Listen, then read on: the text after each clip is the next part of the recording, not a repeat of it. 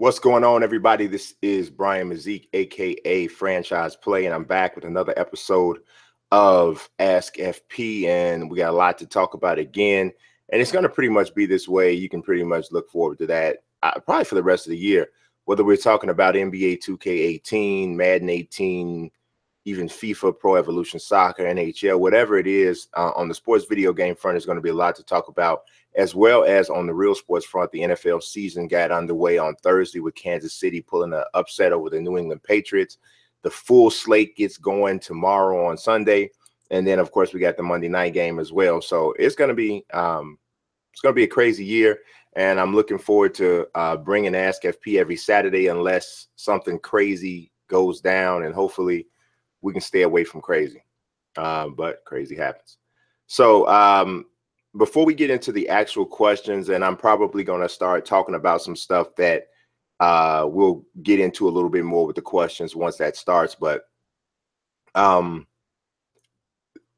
don't have specific questions about the Prelude, but I want to talk about the Prelude, NBA 2K18's Prelude.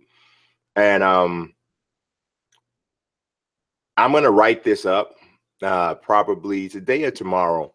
But my overall impression of the Prelude was that it was very short. I liked the concepts of what they were doing to a degree. You know, the Proving Ground seemed pretty cool. Going to practice with the NBA teams, pretty cool. I think it equates to about 5 games. You get to play something of a play now option if you go to 2KU, and you can play like a 5-minute game with no score between the Golden State Warriors and the Cleveland Cavaliers, but it's in a gym and they have on practice uniform. So it's essentially a scrimmage. So that's pretty much, and then of course you get to customize your face from what you scanned. And we definitely need to talk about that. But so that's the full scope of the Prelude. And I know we can't necessarily compare demos from one game to the next. You can't all the time do that, right? Because it's not always an apples to apples comparison. But we can't help it in a lot of instances. We have to compare these games because, I mean, we're talking about the same genre. We're talking about the same sport. And if you look at NBA Live 18's demo, from a sheer feature standpoint, it was a much better demo. It was a much more complete demo. You could play now with 2 teams. They added 2 more after that. You could experience quite a bit of the one. I mean, obviously not like the whole mode, but a good amount of it, right? And I know NBA Live is coming from a completely different place than 2K18 is. 2K Live has to give you all of this for free because they're trying to close a gap. 2K doesn't necessarily have to give you all that for free because they're already sitting on the top of the mountain. But at the same token, I feel that it's important that 2K still show the same amount of effort in every single thing that they do. And I'm not trying to say that they slack in certain areas, because I think that's a thought that some people have. I don't necessarily think it's as easy or as simple as some of us make it sound. But when you're talking about a demo that comes out and you already see or know that Live 18 is having a demo, obviously the Prelude demo was probably conceived months ago, maybe even before they knew what the full scope of the live demo was going to be. But I believe they pretty much knew a live demo was going to come out, right? They had to know that. I'm thinking you need to really come with it on your demo a little stronger than what 2K did. And even if this wasn't what they thought, it comes off as, we're 2K, we don't have to give you as much on the demo. That's what it comes off as. And I'm not, and like I said, I can't say that that's how they feel or what have you, but that's the way it came off. And like I said, I don't hate the demo. There's a lot about it I liked. And if you go back through it and play with it in different archetypes, then you'll even get a different experience. But I don't know. I mean, I'd be lying if I didn't tell you that the live demo had more to offer. Now, do I like Live's gameplay better than 2K? No, I don't. I still don't. I'm gonna talk a little bit about that though, because some of the concepts I'm gonna bring up in this episode of Ask FP are articles that I haven't even written yet, that I have like in my notes that I know I need to touch on. That's just how crazy busy it's been.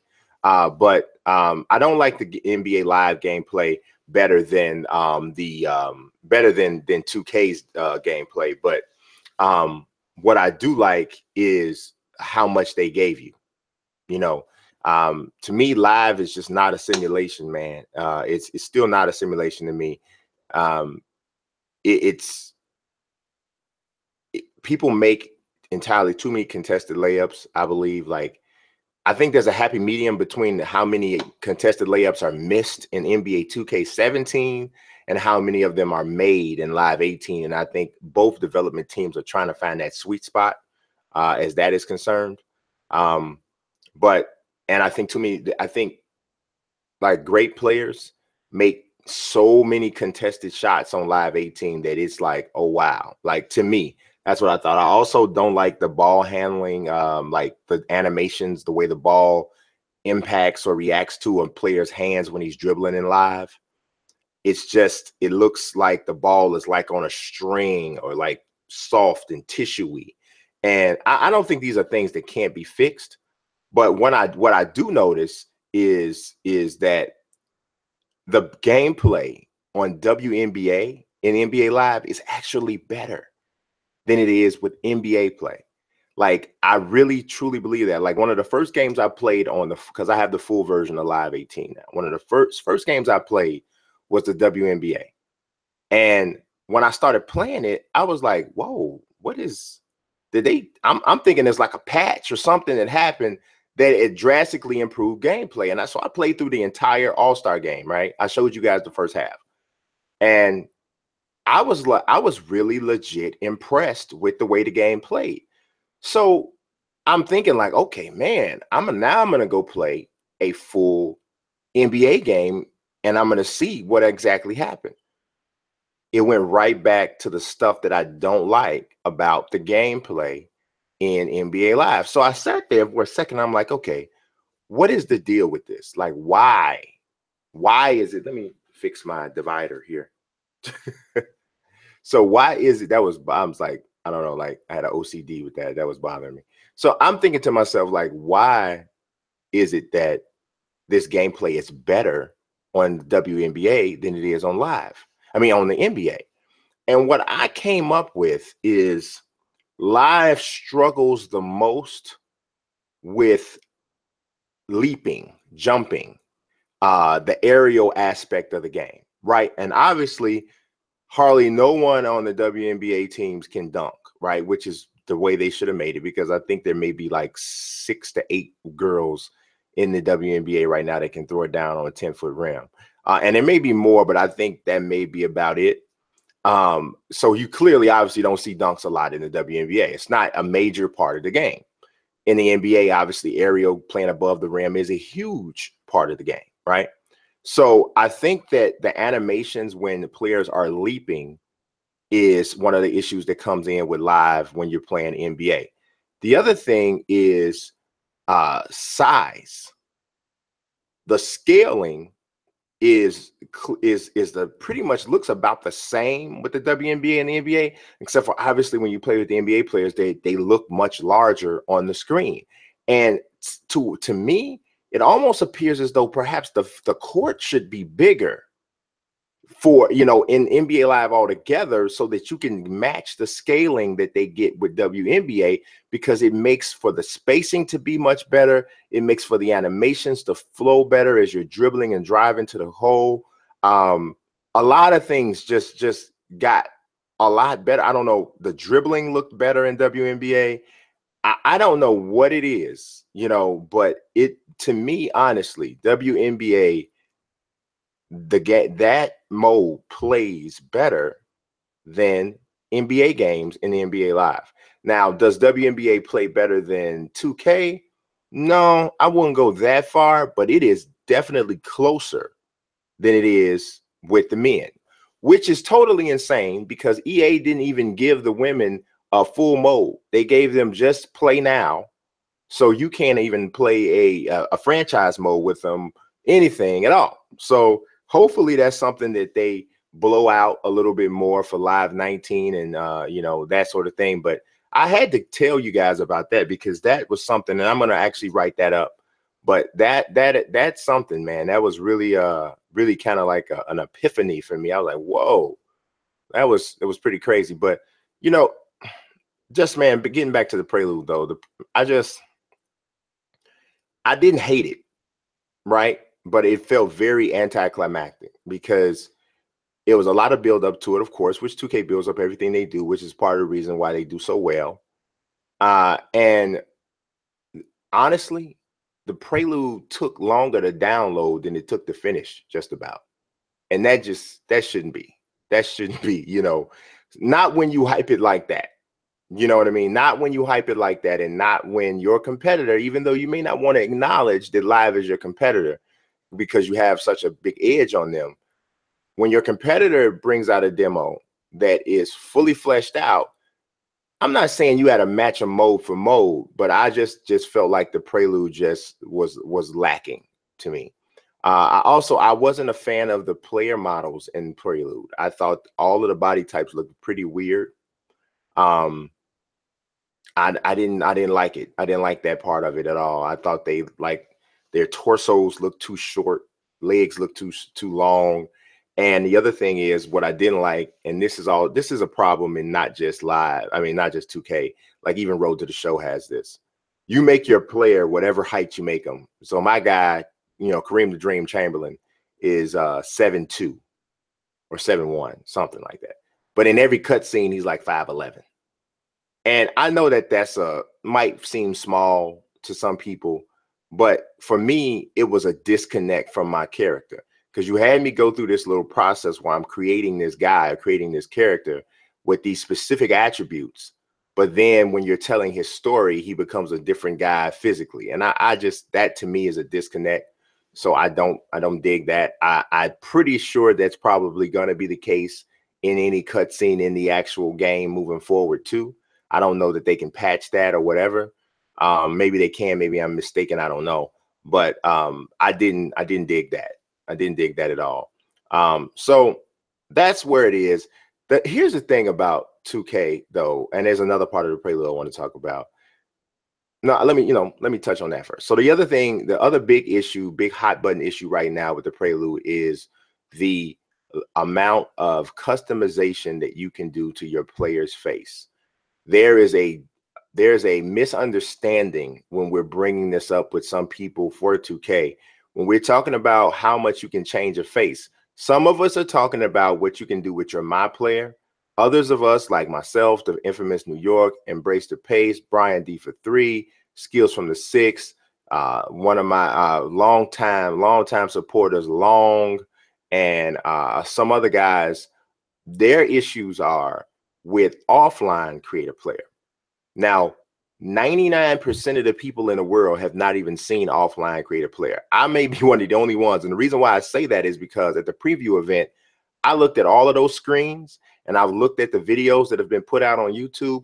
I don't know anybody else who has footage besides myself of offline create a player, because hardly nobody cares. And I totally understand that. And I get that. And I know that that's why that part of the game doesn't get a whole bunch of attention, because it doesn't serve a major demographic for their game. And anybody who is conducting business, just to give you a quick analogy. If you have a department store, right?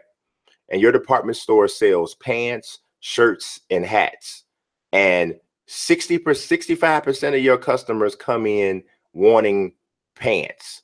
Another 30% comes in wanting shirts, and then that last 5% wants hats. Now most of the time, people in business are gonna do a little bit for the people that want the hats, but at the end of the day, the majority of what that business caters to is going to be about the pants and the shirts. Unfortunately, those of us who really love offline create a player, we're the hat guys. It's just what it is. We're the hat guys. And it sucks.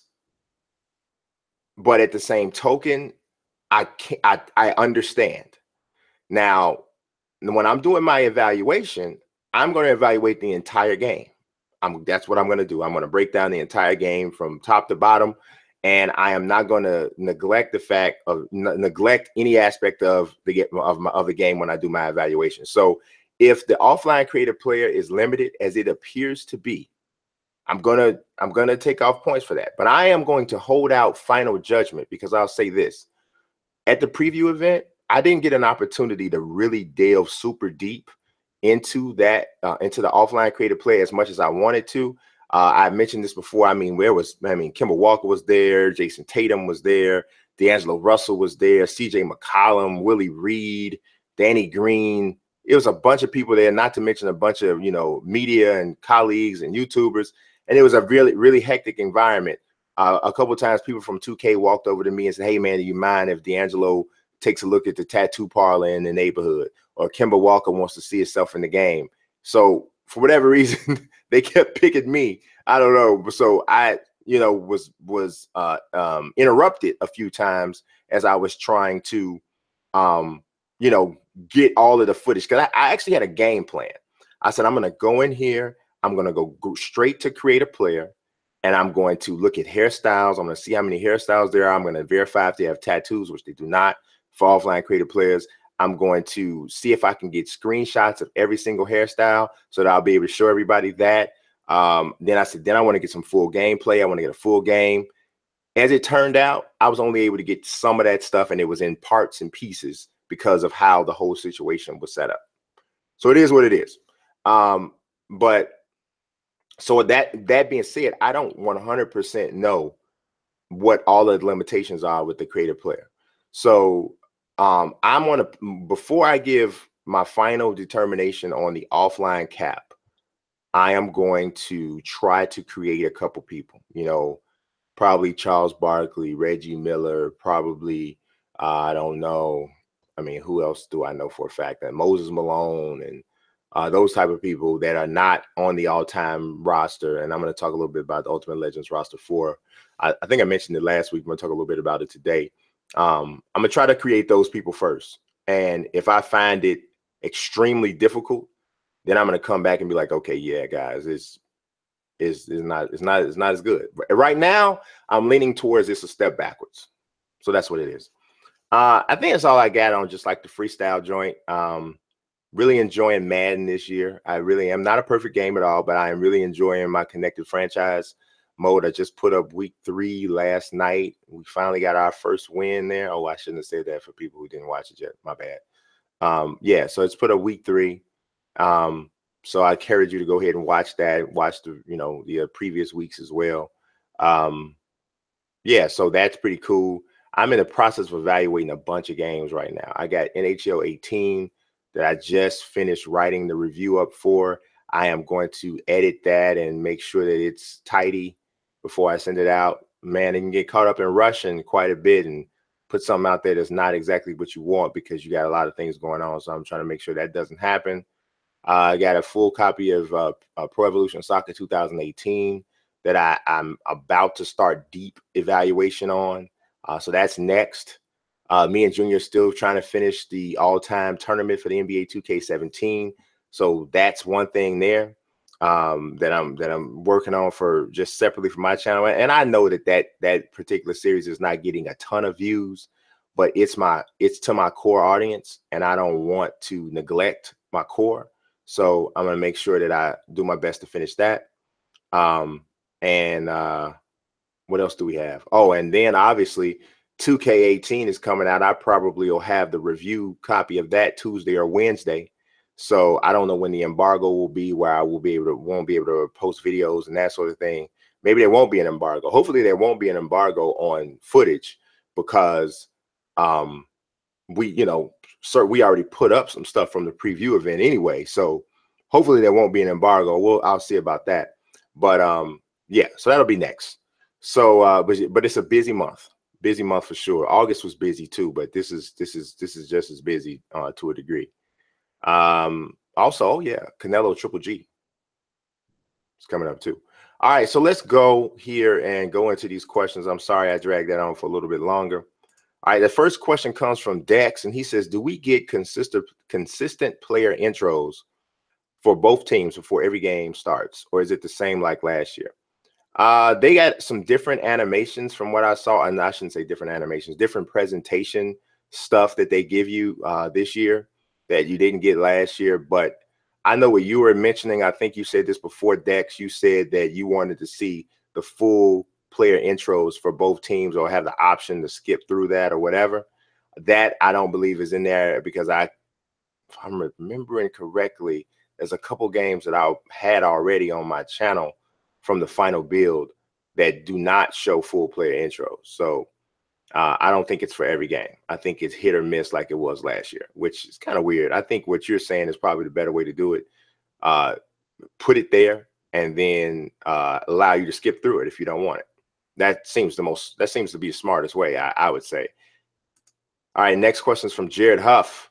He says, what do you mean by sliders in 2K cap? What makes it restrictive? Okay, so this is what we're talking about with offline creative player and the whole nine, right?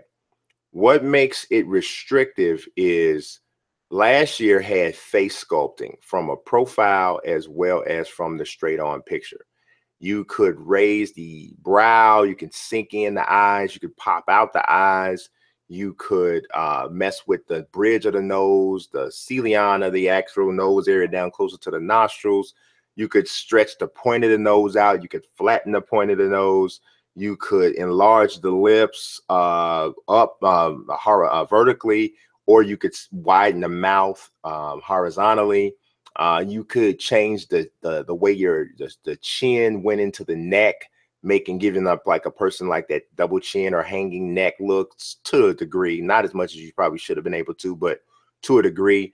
All of that stuff you could change last year. This year, it doesn't look as though you have as much freedom. You can, this year, from what I can tell, you can widen the head. You can make the head taller. You can kind of cycle through some different kinds of eyes. You can widen the nose and cycle through some different types of noses. They got about 79 ears, so you can do whatever you want to do with ears. Mouth, you can widen a little bit. And the brow, I think you can raise a little bit. But that's pretty much it. It's not as detailed, right? But here's, I think it's Greg Smith. Greg Smith is one of the supporters, and he knows a lot about basketball, and he knows a lot about, I think he maybe used to work for 2K or something. I'm not exactly sure, but he's very knowledgeable, and his comments on YouTube as well as on Twitter are often some of the most intelligent comments that you'll hear or read in regards to sports gaming. And what he was saying is, and I'm inclined to believe and following what he's saying because of his history. He was saying that what 2K has done is they've gone for scanned faces for creative players. And when you use scanned faces, there's only so much alteration that can happen to the features themselves because the faces are themselves scanned in. So the face is like an image. When what they were using in 2K17, 16, and 15 for creative players was not a scanned in player. It was a player whose face was constructed basically it's more cartoonish. That's the reason why creative players in 2K16, 15, 17, 15, 17, 16, and 15, they look different. Like you can look at a creative player most of the time and know it was a creative player.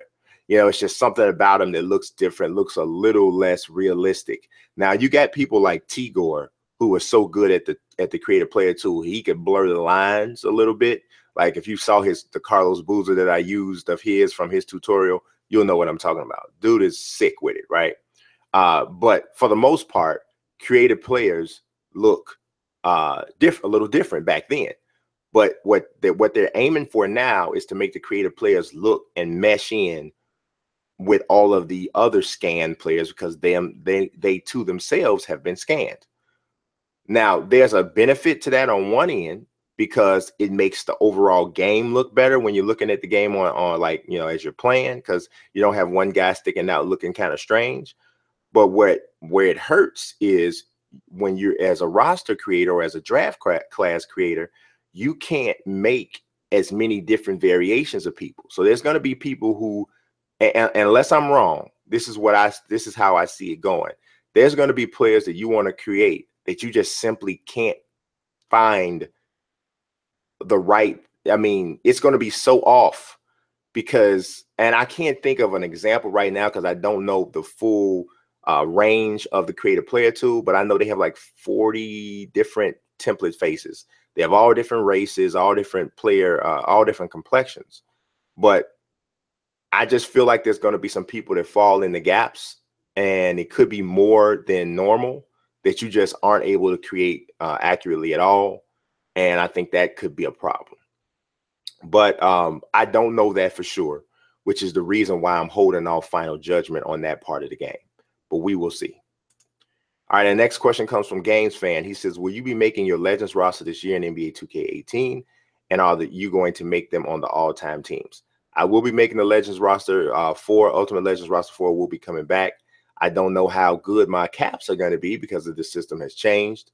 And I probably will be making them on the all-time teams. That seems like it might be a little bit easier. I won't be able to 100% answer that until I have the full game in my hand and I start working on the roster to see what works the easiest when you're swapping players and all that stuff, what I have to do with that. So we'll see. Also, I'm just hoping nothing has changed in regards to creative player slots and stuff like that. I mean, you don't know, man. Like I didn't get a chance to check that, but we're all so used to having 150 creative player slots, right? What if something has happened where they change it to you only get 30 now? And then that workaround that you used to be able to do where you could, remove a guy from the roster, and you could ultimately do it to the point where you got unlimited creative player slots. What if that's been changed too? So I don't know. It's those little things like that make you scared, right? It really makes you scared because you're like, oh man, I don't want them to. Don't change that because there was no reason to change that, So I'm hoping that's not the case, but so we'll see. Let's see. We got this one comes from, who does it come from? Chris. He says, in reference to the all-time teams, do you think it hurts the overall roster by making everyone, often unjustly, such high overalls? I don't know if I think a lot of people are unjustly high overalls. See, I think the one thing to know about when you're doing an all-time roster is what is the rating based on? Is the rating based on the player's overall career? Or is it based on a specific season? Most often, maybe their best season when you're talking about an all-time roster. So oftentimes, if you took a player's best season, he might be like a 90 or a 91. Now, if you think about his entire career, then you're like, yeah, no, he's not a 90, 91 overall player if you're looking at his whole career. But if you're looking at just this one season, yeah, I mean, the dude averaged 28 a game and 7 rebounds and 5 assists. Now, he might not have done much like that again, but for that season, if that's what you're basing the rating on, then I get it. I do like the fact that all of the players are on the same rating scale. So whether or not it's a current player or an alt or a player like a historical legend, they're all based on the same rating scale. The only 99 in the game, I believe, is Kareem Abdul-Jabbar, maybe I think it's old Kareem and one of the Michael Jordans. I might be wrong about that. Maybe Kareem's only a 98. I'm not sure. But it's all on the same scale. And so that makes sense to me. And if you stick to that and you keep rolling with that year in, year out, I think that brings cohesion to the overall ratings philosophy. And so I dig that. Okay, Gabriel Pradia Hunt says, how would you rank the 17 new classic teams added to 2K18? It's a difficult job to rate these teams, because there's so many of them and there's so many different years and all that. But my best attempt at doing it has the 04-05 Spurs number 1. I got the 15-16 Warriors number 2. I mean, man, they were a really great team. It's the same team they have now for the most part, except for you just subtract Zaza Pachulia for Andrew Bogut and subtract Harrison Barnes for Kevin Durant, which is obviously a pretty big subtraction, but it's still a really good team. The 01-02 Kings would be 3rd for me. 11-12 Thunder would be. Now, the 11-12 Thunder is probably the coolest team to play with, but I don't know. I put them about 4th. The 03-04 Lakers. That's a Shaq and Kobe team. They also have old Karl Malone and old Gary Payton. But yeah, the Shaq and Kobe connection is, yeah. The 10-11 Mavericks won the championship that year, beat the Heat in their first year with Braun, Wade, and Bosh. The 10-11 Bulls would be next. They lost in the Eastern Conference Finals to the Heat. The 96-97 Heat, I would put there that they were sick on defense. Tim Hardaway, Lonzo Mourning, very good team. Then I'd say probably the 01-02 Nets went to the finals with Kidd, Richard Jefferson, and Kenyon Martin. That was before Vince Carter got there. I'd probably say the 13-14 Pacers. I think they should have took the 12-13 Pacers, honestly, because Danny Granger was much better player on that team, but they took 13-14 Pacers. 98-99 Knicks. That was actually, I might have missed the team. That was the lockout Knicks. Actually, no, I don't want the 98-99 Knicks there. It's another team I had. Let me bring this up real quick. I missed somebody. Who did I miss?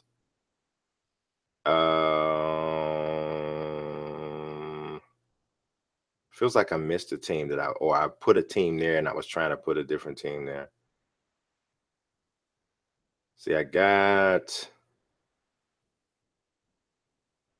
1, 2, 3, 4 Lakers, 7, 8 Nuggets, 11, 12. Maybe I didn't miss anybody. Maybe I just put them in the wrong spot. Oh, I know what it was. It's the 07. That's supposed to be the 07-08 Hornets. That's what it is. So the 07-08 Hornets go there.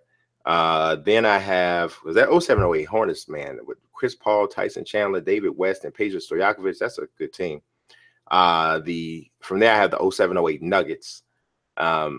Just because I think the game is going to make them a little bit better than they were. I mean, you got Iverson, he averaged 24 a game. Melo averaged like 26, or maybe it was the other way around. Kenyon Martin, J.R. Smith. I mean, yeah, they're going to probably make them better than they were. 06-07 Warriors, the We Believe Warriors had a lot of shooters. 12-13 Grizzlies. Then I got the 05-06 Grizzlies. And then I got the 98-99 Knicks. Then I got the 11-12 Knicks. I think that 11-12 Knicks team is like, really, y'all put them on there. Really? Really? Okay. I mean, Amari, hopefully they don't have Amari like Phoenix Suns Amari, because that's ridiculous, because that's not who he was at that time. All right, our next question comes from Chris, and he asked for my top 10 pound-for-pound boxers all time. This is another tough list to come up with, but I got my number. Let's start from the bottom. Started from the bottom now. Anyway, number 10, I got Rocky Marciano. I know he retired 49-0. But I believe that in a different time, Marciano is not 49-0, especially not as a heavyweight. I think athletically and style-wise, he's very similar to Ruslan Provodnikov. Obviously, Ruslan Provodnikov is not a heavyweight, but stylistically and athletically, I would put them in a similar category. And fighting fighters who would be able to effectively box him and keep him away and avoid his constant pressure and consistently beat him to the punch, I think more fighters would probably beat him. I'm not saying he'd beat nothing. I'm not going to totally disregard the 49-0, but I think that in a different time, he's not as dominant.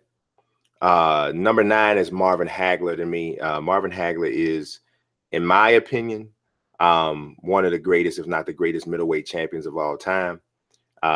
His run during the 80s, the late 70s, early to mid 80s as the middleweight champion was just phenomenal. I mean, Hagler was nasty. I mean, actually more early 80s to mid 80s, but Hagler was just phenomenal. I think the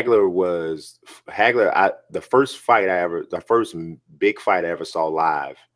I am giving away my age a little bit. 1981, I think it was 81. Marvin Hagler against John the Beast Mugabe.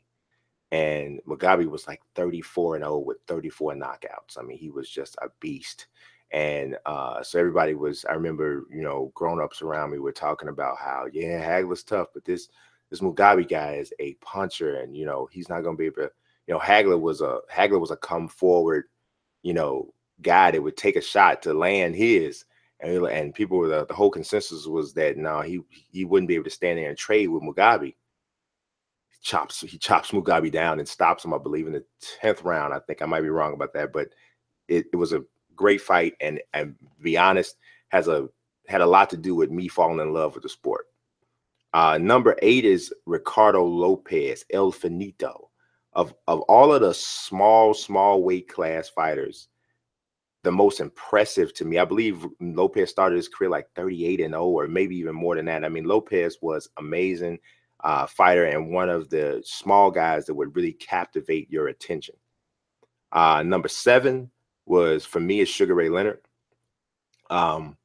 Sugar Ray Leonard was like the epitome of cool, man, in the late 70s and the 80s. He was that cool boxer that, he was just so slick. But the thing about Sugar, one of the biggest differentiators between like somebody like Sugar Ray Leonard and Floyd Mayweather is the fact that Leonard was a trader. Like Leonard, not a traitor, like a trader in regards to punches. Leonard, I mean, he had great defense, but Leonard was he wasn't afraid or he wasn't resistant to a brawl if that's what it turned into. And Leonard had a nasty streak. He wanted to finish, and Mayweather, I'm not taking anything away from Mayweather. Mayweather wants to win, but Leonard wanted to finish. And he was nasty. He was nasty with it, really nasty with it. And one of the greatest fighters ever. Number 6 for me is Floyd Mayweather. 50-0. I give him credit for the 50-0, even though it was against Conor McGregor. And for me, just like with Marciano, but even more so with Floyd, for me, there's still something to be said for never having lost a fight. You haven't lost a fight. Floyd has fought countless Hall of Famers. People would try to pick at his record and say, oh, well, he fought him at this time, he fought him at that time. 50 people came through. 50 people went home with an L. Floyd has, and I'm not even talking about the money, but Floyd has, for a fighter to have had 50 fights against the caliber of talent that he's had, to take as little amount of punishment as Floyd has, makes him one of the greatest, if not the greatest, defensive fighters ever. One of the people that I may put over him in terms of defensive fighters is Pernell Whitaker. He didn't make my top 10, but he definitely deserves to be in the conversation. But man, Floyd is amazing. Number 5 for me is Joe Louis. One of the greatest heavyweight champions of all time, probably a little bit undersized to be a heavyweight. We're definitely undersized to be a heavyweight today, but for his time, absolutely great. Number 4 is probably going to surprise some of y'all. Number 4 for me is Muhammad Ali. Ali is the greatest, but that term goes, it's not just about basketball. I mean, it's not just about boxing, I should say. It's not just about boxing. It's about more than that. It's about his overall impact on the sport. And I'm understanding this question to be simply about boxing skills. So from an overall boxing standpoint, Muhammad Ali was outstanding. Obviously, outstanding jab, a great chin, excellent athleticism, great stamina, and more than anything, an extremely high fight IQ. One of the things about most boxers that most boxers are not able to do is to adjust mid-fight. The great fighters can adjust mid-fight. Most fighters come out with a plan A, and if you have an answer for their plan A, then you're going to beat them. Muhammad Ali had the ability to adjust mid-fight, and that's something that only the true greats have. Number 3 for me is Larry Holmes. I would take Larry Holmes over Muhammad Ali. Yes, I would. He doesn't get a lot of. He's probably one of the most underrated fighters in the last 50 to 60 years. He did beat Muhammad Ali. Obviously, that doesn't count as much because Ali was a very old man. But Larry Holmes' jab, in my opinion, is still to this day the best heavyweight jab I've ever seen. His jab was just nasty. Quick, stiff, cutting, and tempo disrupting. I mean, just a nasty jab. He had excellent footwork. excellent athleticism especially when he was young, and he had good knockout power. Larry Holmes to me is number 3.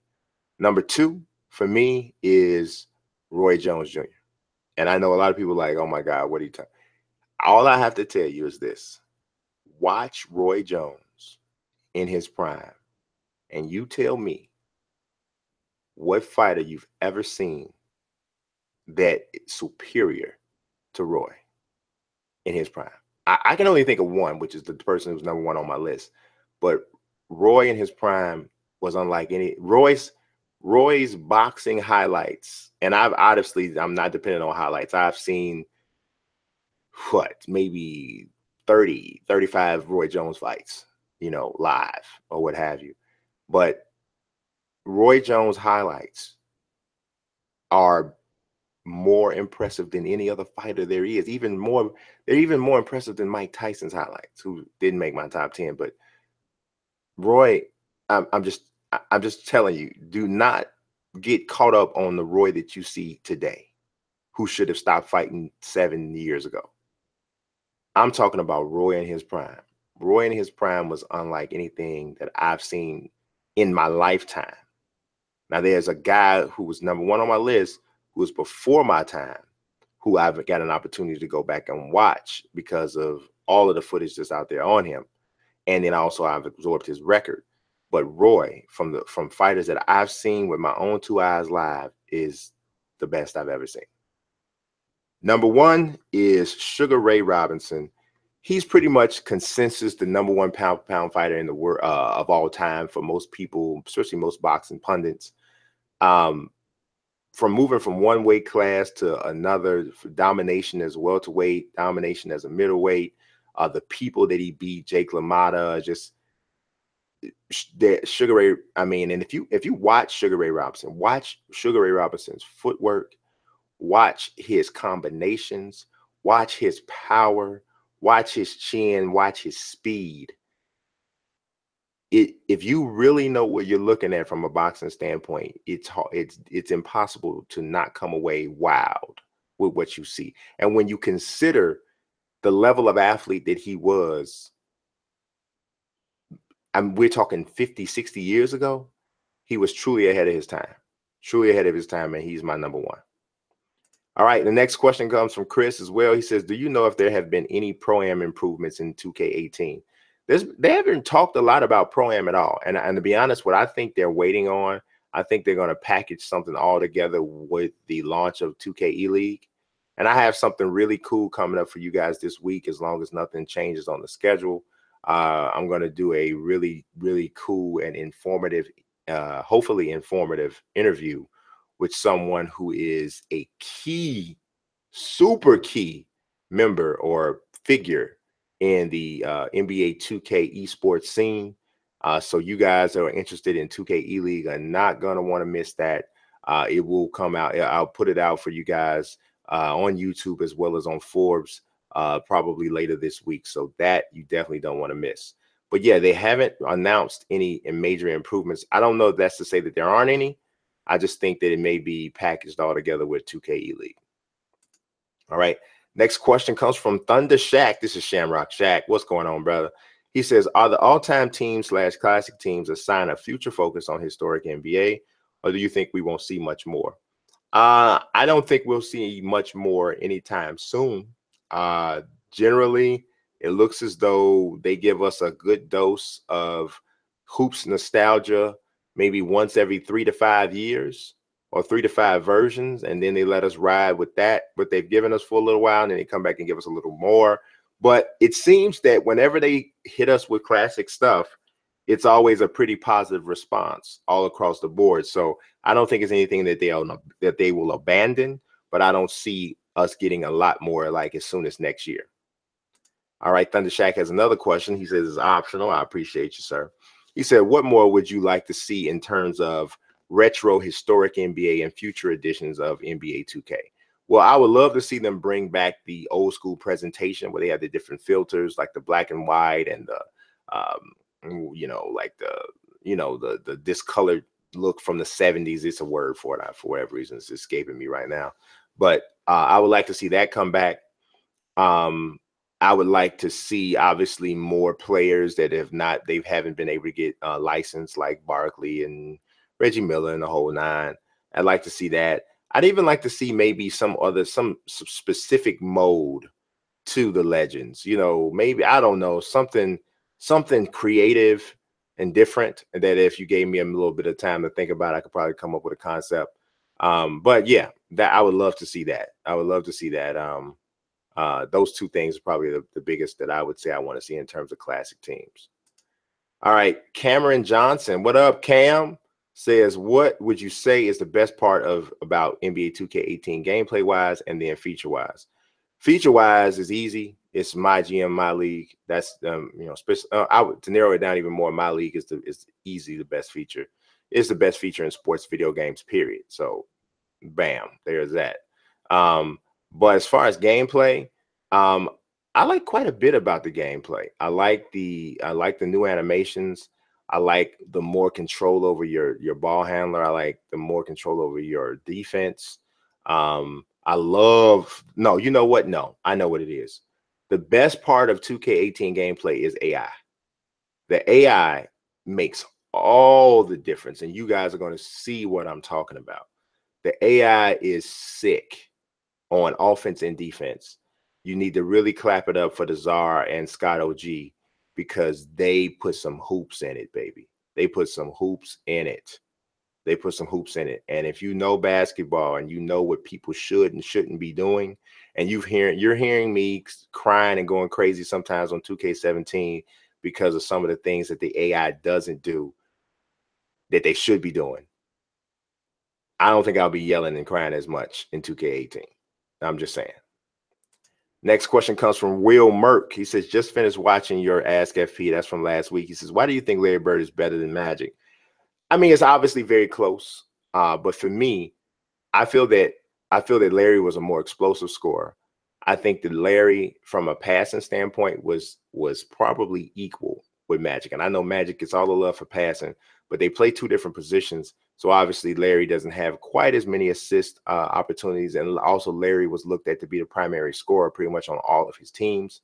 But Larry was just as gifted a passer as Magic was.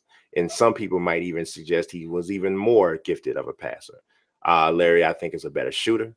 And Magic had an edge over Larry athletically, but not a major one, because Magic never was a great run jump athlete. So all things considered, I think that Larry just had a slightly more complete game to me. The next question comes from Jared Young, and he says, what do you think of Lonzo Ball being my starting point guard in an 8-team league? Is he good enough? It's head-to-head format, by the way. So this is fantasy sports question.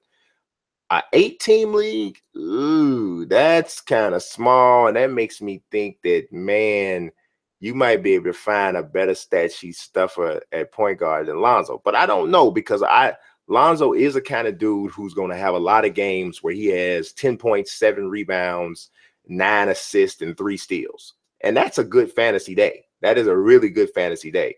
So I do think he's going to have a lot of that. But just think about it. Like, okay, Russell Westbrook, Steph Curry, John Wall. Who else do we have that is clearly going to probably have better stats? Oh, Kyrie is going to have better stats. I don't know, maybe. Now that I'm breaking it down, it's definitely a possibility. Oh, Damian Lillard's going to have better stats. Definitely a possibility that Kemba Walker would have better stats. That's 6. Who else? As I'm flipping through my mental Rolodex, and I know I'm forgetting. Oh, Chris Paul is going to more than likely have better stats. That's 7. So is there another point guard in the NBA who's going to have better statistics? And like I said, I'm pretty sure I'm missing somebody. I mean, obviously, well, we don't even know when Isaiah Thomas is going to play. So Kyle Lowry probably may have better fantasy year than Lonzo. I don't know. That seems a little stretchy, man. I guess it depends on how hard you hit them at other positions, but I don't know. I think there may be more than 8 point guards in the NBA who are going to have a better fantasy year than Lonzo. So I don't know. We'll see. Next question is also from Jared Young. He says, who you got for NBA MVP and Rookie of the Year?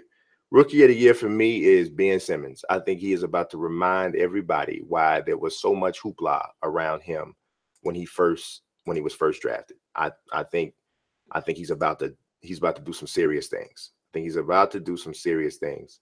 As far as NBA MVP, I got LeBron. I think LeBron comes back with some things to prove. I think he comes back with a type of roster that will better lend itself to him winning the MVP, because he's probably going to be the #1 scorer for on the team, and second place might not be as close as it has been with Kyrie. But I think that you probably get more balanced scoring across the board, which could be good. But I think LeBron has to carry more weight to get them to the finals, especially with Isaiah Thomas out. So I think LeBron gets the MVP. Next question comes from Spider Ben. What's going on, Spider? He says, what do you think of the NBA Live gameplay? I kind of talked about that already, Spider. I don't hate it. It's not the worst thing ever. It's definitely some improvements from previous years. There's some nice animations, especially driving to the basket, but there's also some freaky weird ones. And there's also some problems with the amount of shots that go down as opposed to the ones that miss. I think a little bit too many go down. Okay, the next question is from Mo Freeman. He says, is the 2K18 shooting similar to 2K18? I think he meant to 2K17. And he says, is Barkley in the game? Barkley's not in the game. 2K18 shooting is similar to 2K17, similar to the latest patch. They made shooting tougher, but I think it's a little bit better than that. Not quite as frustrating as that. A little bit better. Devin Bell says, is NBA 2K18 the best 2K yet? I can't answer that question yet.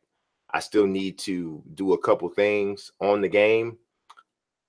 I'm leaning towards I probably won't say that. It's hard though, because I think the gameplay will be. So, but I think there's some other stuff on the edges that won't be. So, here's the thing. I thought that 2K17 was the best version of the game ever before they started patching it. Like before they started patching it, and the way the gameplay was when it first came out, like when we went to 2K and we played the game and we played that final build of the gameplay, that was great gameplay. It was excellent. We all sat there. We had a ball playing it. Then the feedback started coming in and people started complaining and whining about stuff that wasn't even really anything wrong with the game. They just couldn't win. And then they started patching stuff and they killed it. They just killed it. The game was like, the gameplay has too many flaws right now. And so hopefully they don't do that to 2K18, because I like the way it plays now. But that cap issue is a problem for me. I think it will be. We'll see for sure. But honestly, man, I can't trip too much, because right about now, that's about the only part of the game that I think I may not like. And we got to see how I feel about this neighborhood thing. I'm obviously everybody nervous about will it even work properly, because this is a major tax on servers, man. And we already know this game has had problems on that end anyway. So we just got to wait and see. But it's too early for me to answer that yet. My main man, Beast Celtics 34. He is this. I'm trying to tell y'all, man. My man here, man. He is always, this is lurking. He was Capture HD 34, but he been down with me for a minute. So this is my dog right here. He says, do you think that Jimmy Butler is going to be ball dominant and ruin what the Wolves have in Towns and Wiggins? I think it's possible. Jimmy's not a guy who, like, seems like a difficult guy to get along with. Like, he had a quote last week. He says he thrives when there is confrontation and when there's like So he's talking about within his team, because the context of the question was, how does he feel about Fred Hoiberg, right? And Fred is passive, a little too passive. I think that's the reason why he has a hard time leading. But Jimmy likes confusion. That's what it comes off as to me. He likes confusion. He likes there to be issues with people, and that makes him comfortable. But that's not conducive to winning in a team environment. And it's like Jimmy's personality comes on so strong, but then at the same time, he seems a little passive aggressive too. But it seems like his personality comes on so strong that, you know, he has to have a coach like Tom Thibodeau, who is a very strong presence in his own right. But I don't know. Tibbs didn't really coach Jimmy after Jimmy became a star, so to speak. So has something changed with that? We don't know. So I'm not even as much worried about Jimmy ball dominating as he is a divisive presence in the locker room. So we'll see how that works. B Celtics 34 Alert King also says, how long do you think it's going to take for Kyrie and Hayward and Horford and the rest of my squad, the Celtics, to form team chemistry?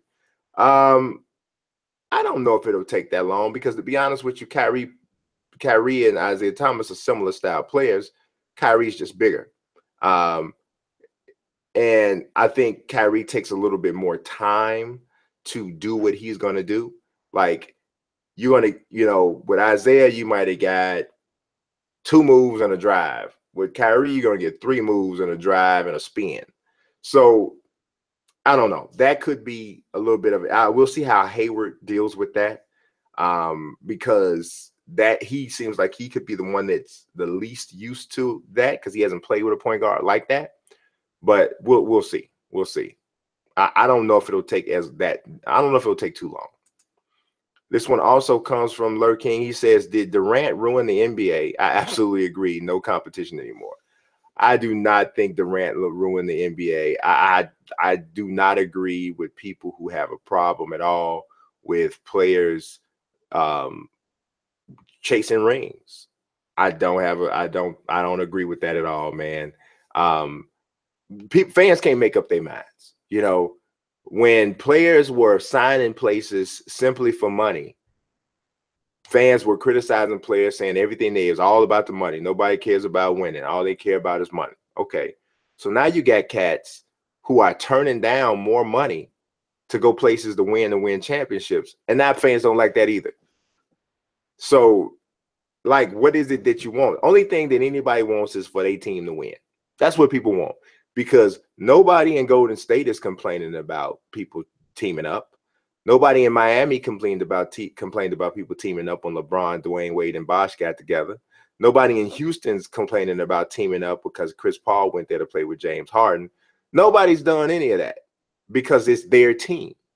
So the only people who ever have problems with this kind of stuff are people who feel that who haven't signed their own super team yet. So I can't agree with you there, Lurk King. There's nothing at all about how could he ruin the NBA? You know how profitable and how successful the NBA is right now, and what the approval rate of the NBA is when you compare it to like the NFL and Major League Baseball and NHL. I mean, the NBA is the fans' league. It's the fans' league more so than any other sport there is. So I can't agree with that. Javon says, do you know if they changed the way player stamina recovers this year? Because last year players would never fully recover. He's talking about 2K. That I cannot answer for sure. I did notice, you know what? I do know what you're talking about. But I don't know if I've been able to see it so much yet, because I haven't played on games with extended quarters. So, because Junior and I play like 10-minute, 9-minute quarters or something like that when we play. And so stamina becomes a definite issue in the fourth quarter. You know, like one game me and Junior just played, he had like 3-4 guys with the Gatorade cup under him. So, but if you're playing like 5- and 6-minute quarters, you probably don't see that as much. And that's all I've been able to play with 2K18 thus far. So I can't answer that fully yet. Next question comes from Solomon. He says, when are you going to drop a NBA GOAT list using the FPVR? bro, it's already in the works. I already started working on it. It shouldn't be that difficult to do. But yes, that concept and idea has been floating around in my head for a month or so. So I'm definitely going to do that. Next question comes from Alex. He says, between the NFL, MLB, NHL, and NBA, which of the big four should completely clean house? That is easily the NFL. The NFL has so many issues, man, so many problems. Their players union hates the owners. The commissioner has probably the lowest approval rating of any commissioner in all of sports. You know, the NFL operates like the mob, it almost appears. They are secretive and underhanded in so many different ways.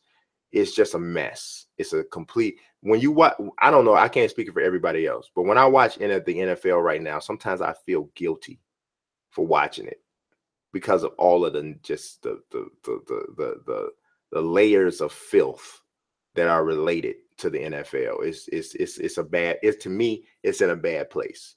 You know, I still love football, but it overall, I think the game is in a bad place from a fan perspective. I didn't even mention the Colin Kaepernick thing. And my thoughts on Colin Kaepernick are different than a lot of people's. I don't think that Colin Kaepernick is as great a player as many people are trying to make him out to be. So it's like this huge travesty of justice that he's not on the team because of talent. I do think it's a huge travesty of justice that he's not on the team because I think that this is not just about talent. Now, if this were just about talent, I could see why Kaepernick's not on the team because I don't.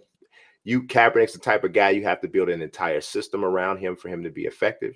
And there's no quarterback, there's no team right now in the NFL that's running that system because if you look at starting quarterbacks, nobody plays like Kaepernick. Kaepernick's was a unique talent. He's a unique player, you know, so you have to have a system in place. Some people and people are like, well, you mean to tell me he's not better than Ryan Mallett? He's not better than this guy, that guy? Athletically, yes, he's better than these guys. And just as an overall talent, he may have more talent. But what system is that team running? So that's my point. But here's my issue. It's not just about his talent. This is about his protest. The excuses that these teams are giving for the reason why Kaepernick isn't on a team are embarrassing.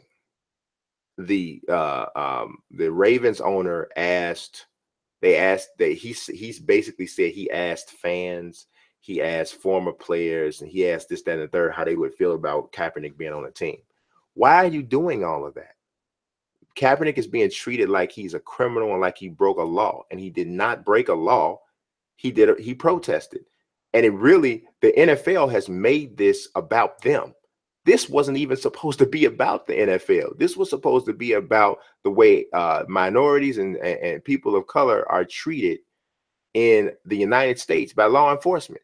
The NFL's complete clumsy dealings with this and their overreaction and blackballing him, they've made this about them. And it wasn't even supposed to be about them, which is the sad thing about it. Now, I don't agree with everything that Kaepernick did with his protest. Like before he started kneeling down, he was wearing those socks with police officers depicted as pigs on them. That wasn't cool. That made it seem very juvenile, like it was high school type of a protest. I wouldn't have done that. I think that devalued his message. Absolutely, I have been a victim of police misconduct. I think every black man in the United States either has or knows somebody who has a family member who has. So I totally get it. I know. I feel that pain. But you don't want to meet negativity with more negativity. And that's what I thought those socks were doing.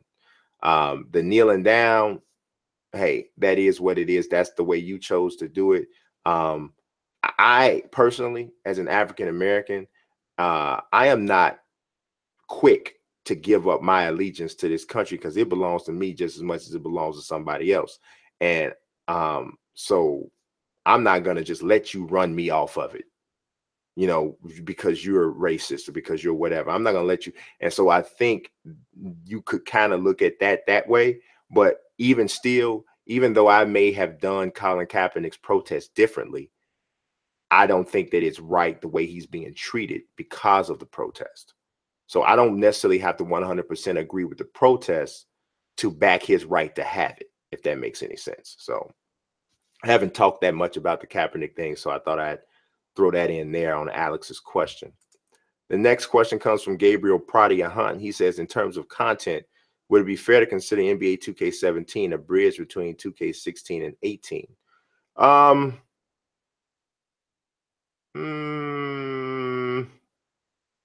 I don't know about that because 2K18 seems to be very different than 17 with the neighborhood. I don't think we saw anything in 17 that even hinted at the neighborhood, at least not to in my opinion. Maybe I guess it did a little bit, but I don't know if I'd call it that. I don't think it's a bridge. I don't think it's a bridge. Gabriel Pradia Hunt also says, does NBA Live have historic teams? I have always wondered about that. No, they do not, which is another drawback for me with the game. It takes away from some depth that its obvious competitor has. Next question comes from Lur King. He says, can't tell you how, okay, this is actually not a question, sorry. He's talking about the all-time tournament that Junior and I are doing on NBA 2K17. Gabriel Pradia Hunt says, can the all-time teams be used in my league and my GM? I believe I've answered this before. The answer is yes, you can. Well, I don't know about my GM. No, I don't. You can't use them in my GM, but you can use them in my league. So I don't believe you can use them in my GM. Let's see. Spac Jones, FBA says, did you get a full copy of Live 18? If so, what do you think of the final build? Yes, I do have that full copy of Live 18. Final build is cool. I'm going to give my full review on that coming up shortly. But yeah, I'm trying to, that's on the list along with all the other stuff. Let's see. And last question comes from Jordan Lattimore. He says, do you think that there's a way to bring back sculpting in the NBA 2K18 right now because the new cap system is terrible? He doesn't like the new cap system. A lot of people don't like it. I mean, Jordan probably hasn't seen the full new cap system. So a lot of people are making some judgments and they haven't seen the full system. So I'm pumping the brakes on that a little bit. I'm talking about what I have seen.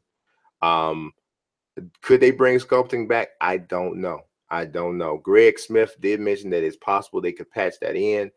I don't know. If the overwhelming response is not good, then perhaps they can, and perhaps they will be motivated to do that. But as of right now, I can't answer that for sure. That's all I got for you guys today. It was a pretty long Ask FP. I went off on a couple rants. I apologize for anybody that put off. But I appreciate you watching as always. God bless you and peace.